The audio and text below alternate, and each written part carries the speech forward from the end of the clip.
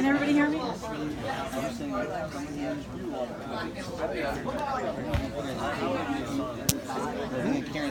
Good afternoon, everybody, and welcome to Marcia Waxman's 80th birthday celebration.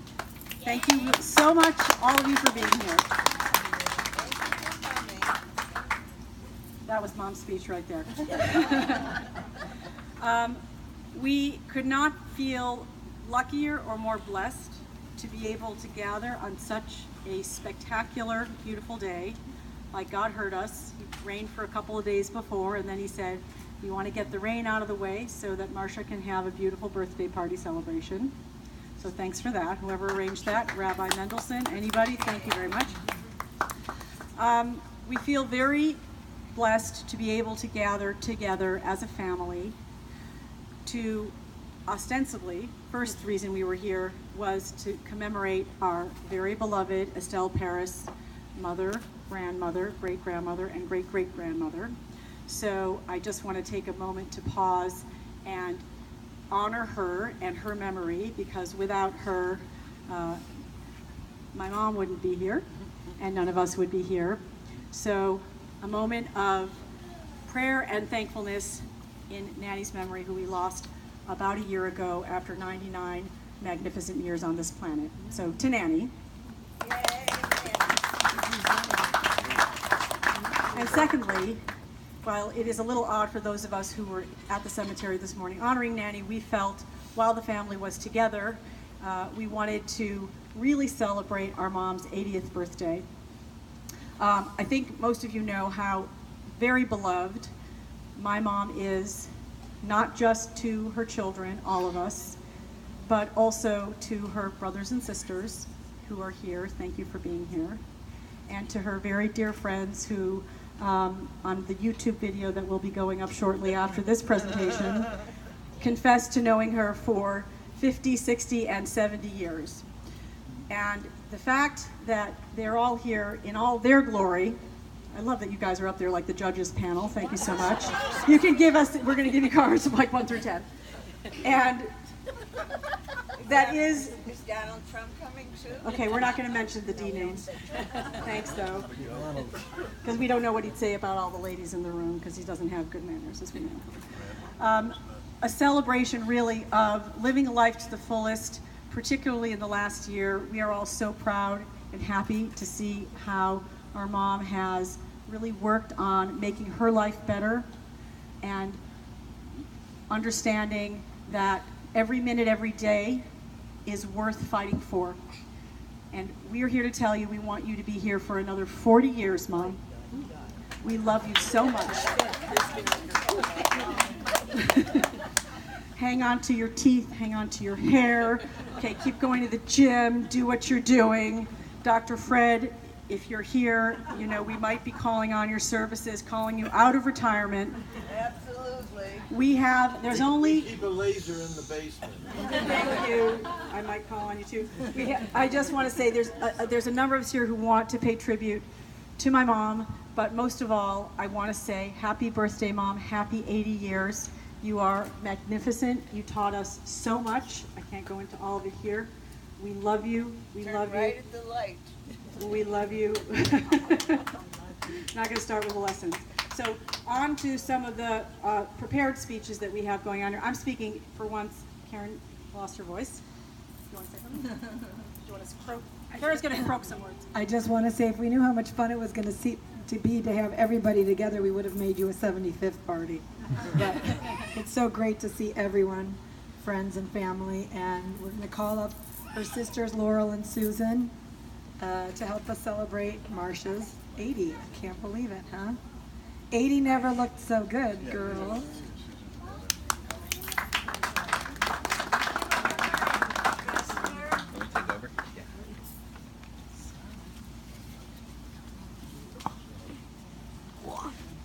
Okay, as Ralph Edwards used to say every afternoon on the television of the 1950s, this is your life.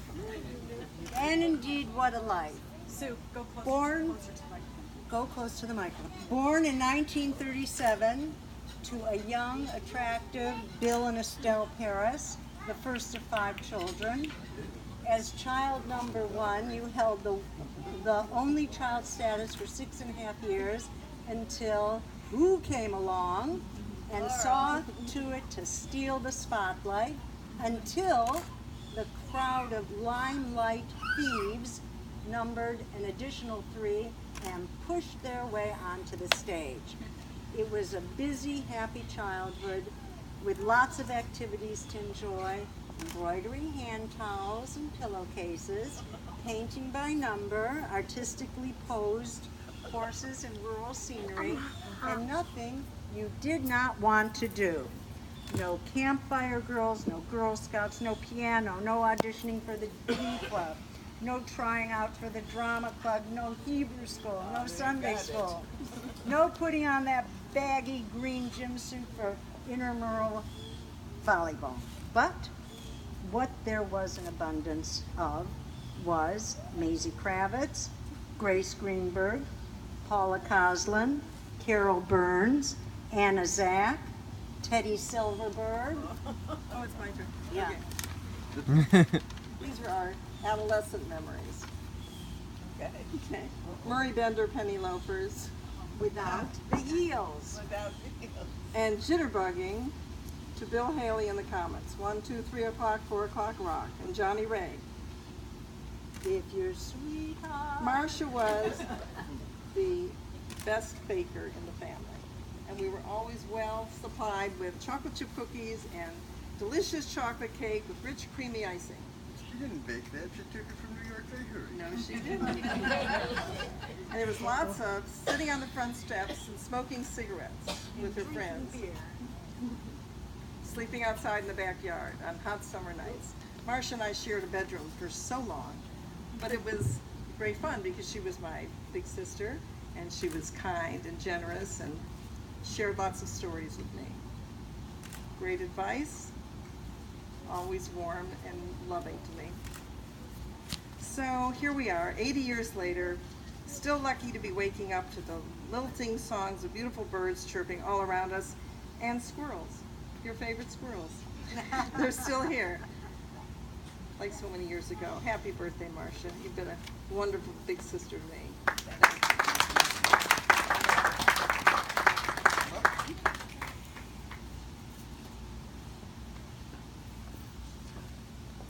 I don't have any prepared remarks, but I have a fairly decent memory. And, Speak into the microphone, Mike. yes. And, I remember a few things pretty vividly. I was about 5 years old when I started actually remembering things that I can still recall today. Is that when you flew off the garage?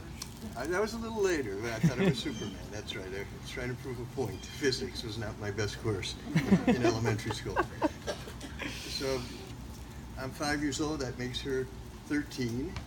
And I felt a certain special relationship to her because we shared the same birthday, and I had been told that I was her birthday present when she was 8 years old. So feeling special.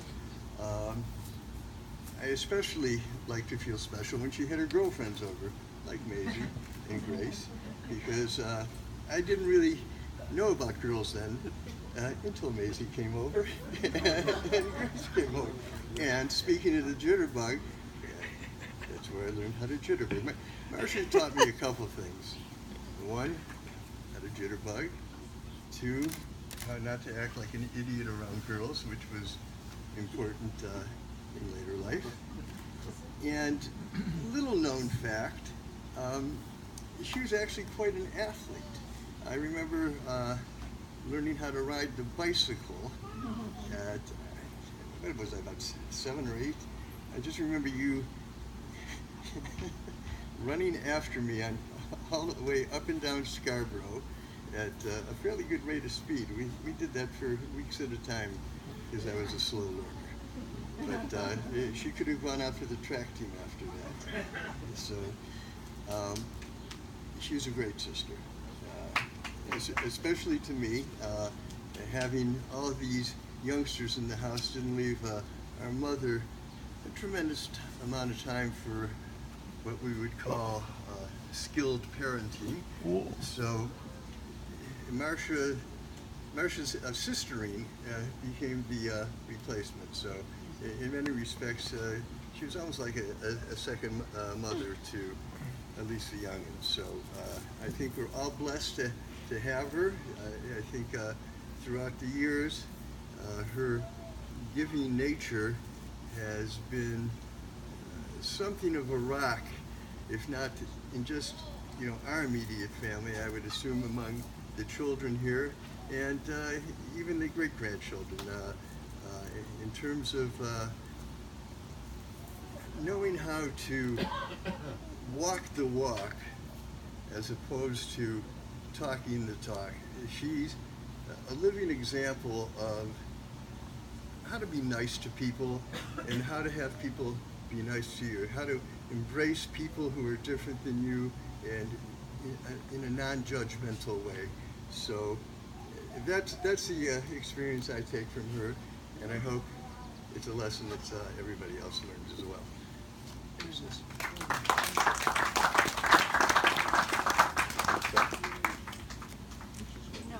I'm just going to step up here and take a quick selfie.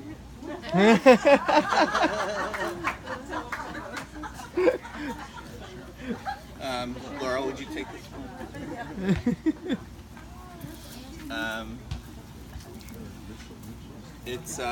I don't have prepared remarks either. I think maybe I'm following in Michael's footsteps, but gosh, there's so much to say to you, Mom, on your birthday. Looking around the room, and I look at all the amazing great-grandchildren and grandchildren, and I know that my siblings and their great job that they're doing as parents come from your direct example. Whether it's memories that I have from childhood of you cultivating our passions and our interests, whether it was schlepping me to innumerable Little League games or road races. I was a runner once, yes. It's hard to believe now. It's true. It's true. Taking us to the library, making sure we checked out books, and cultivating our avid passion for learning, some through books, some through doing, some through teaching, some through attending classes. But these are things that are love for nature and taking me to the art museum and going to the Dolly Museum growing up. That was our regular getaway, and all these things have stayed with me and with I think my siblings, and I see it in the next generation too. Those are things that are along with spiritual values and family values are things that formed my identity as a person and give me the reason to get up in the morning, the things that I'm excited about, the things that fill my life and make it full of meaning and so on. And as Michael pointed out, the example you set with your parents, I think it's apropos that we celebrate your birthday on the day that we're remembering Nanny, because your devotion to Nanny and Poppy, especially through their later years when they didn't have a lot of strength of their own, going to the nursing home and making Poppy exercise, you're not off the hook either. We're on you. We learn from the best, so forget about it. Don't even think about it. I just want to say I love you very much, and really excited to be here and celebrate you, and we all love you very, very much. And we had a lot of fun the other night when I came home. We watched this show on HBO called, the title's really funny, If I'm Not in the Obit, I Eat Breakfast, with Carl Reiner and the obituaries, Obit, I Eat Breakfast. And it was, I think of you that way, and I think of you that way in the sense that, not that I check the obits every morning in LA, but I wait for your call every morning. She calls every morning. No, she doesn't. No, but I think of you as a person young at heart, and I always will, and I love that about you, and I think that gives me hope and